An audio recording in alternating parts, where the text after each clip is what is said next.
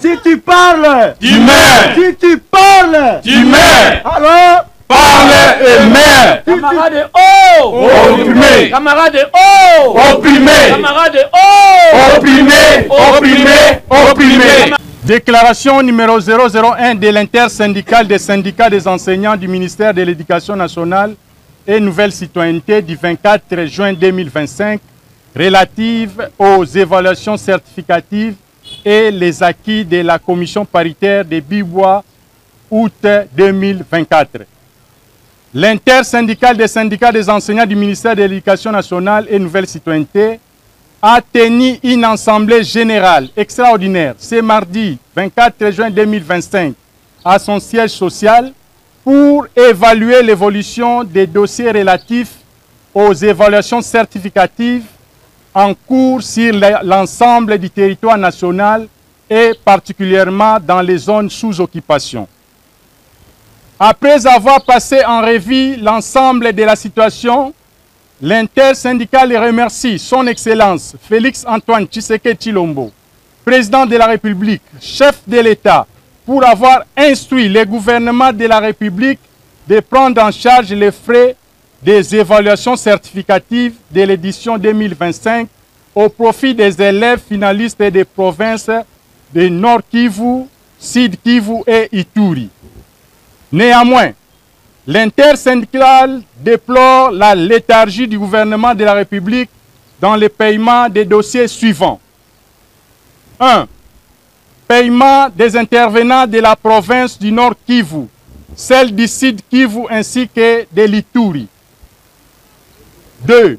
Paiement du Centre national d'organisation, CNO en sigle, du Centre national de correction, CNC en sigle, ainsi que la prime des inspecteurs. 3.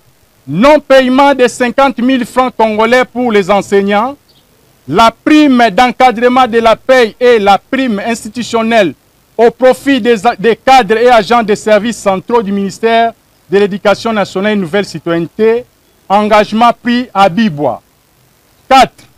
Non-impression des bulletins et cartes d'élèves, alors que les établissements scolaires ont l'obligation de remettre aux élèves et parents le bulletin à la fin de chaque année scolaire. 5. L'uniformisation de la prime de la gratuité des enseignants des écoles primaires publiques. Cependant, contre toute attente, l'intersyndicale constate et dénonce la mauvaise foi du gouvernement de la République qui refuse de s'exécuter dans ses obligations de paiement les dossiers énumérés si haut. Cette mauvaise foi du gouvernement risque d'avoir des conséquences incalculables sur l'année scolaire en cours, car l'organisation des évaluations certificatives à cette période où une partie du territoire national est sous occupation, c'est un facteur d'unité nationale que nous avons l'obligation de sauvegarder au prix de multiples sacrifices. Ainsi, au vu de ce qui précède, l'intersyndicale exige du gouvernement de la République ce qui suit. 1.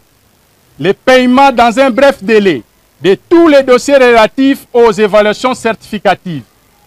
2. La régularisation d'ici la fin du mois de juin 2025 de tous les litiges relatifs aux engagements de Bibois si haut énumérés.